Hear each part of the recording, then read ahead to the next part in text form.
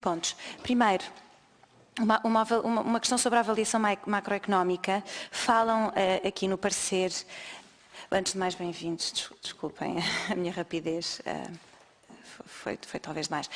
Falam de ser necessário haver uma quantificação do contributo da economia para o saldo, uma análise à interação entre a evolução macroeconómica em 2014 e a estratégia orçamental, e depois, mais tarde, o Sr. Deputado Paulo Trigo Pereira até referiu, eventualmente, que seria útil uma separação ou uma avaliação do saldo estrutural e do saldo cíclico. Eu sou economista e eu compreendo isto e até valorizo bastante, mas a minha perspectiva é perguntar-me, genuinamente, se é razoável pedir que a Conta Geral do Estado faça ou tenha valores e observações que não são diretamente quantificáveis.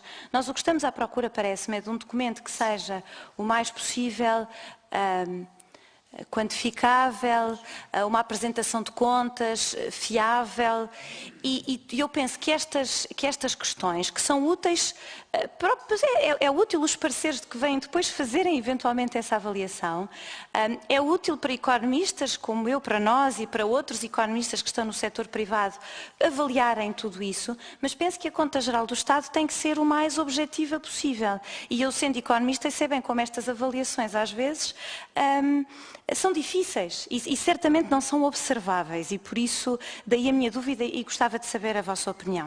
Depois, um segundo ponto, e de novo é uma dúvida que eu tenho. Falámos aqui sobre a questão do Fundo de Resolução.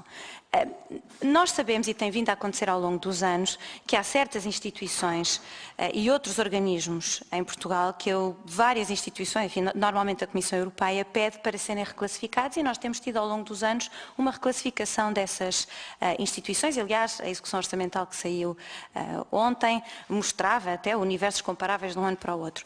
E, portanto, a minha dúvida é: será que, se o Fundo de Resolução for e acaba por ser no futuro considerado realmente que precisa de pertencer ao perímetro de consolidação do Estado, fará todo o sentido incluir, mas não pertencendo e não eliminando a transparência? Aqui a questão não é não ter informação, será que naquele documento da Conta Geral do Estado precisa de estar lá ou deveria estar lá?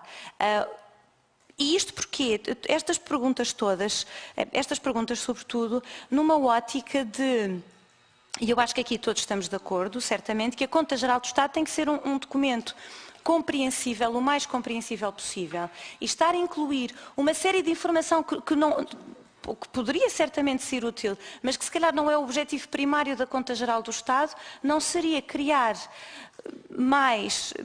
talvez um pouco mais de confusão do que aquilo que seria necessário, e para usar as palavras do Sr. Deputado Paulo Trigo Pereira, ser mais user-friendly, se calhar isto não aumenta a legibilidade do documento.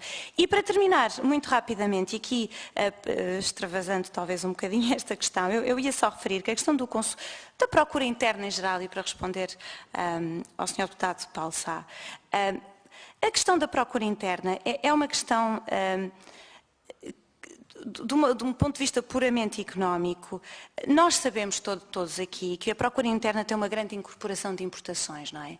E, portanto, os efeitos no equilíbrio externo de uma política orientada de uma forma muito significativa para a procura interna vão causar problemas de equilíbrios externos, e foi isso que nós verificámos, e até 2011 nós tivemos um período de desequilíbrio externo enorme, que é uma das grandes justificações. Todos os anos acrescentávamos ao déficit externo quase 10%.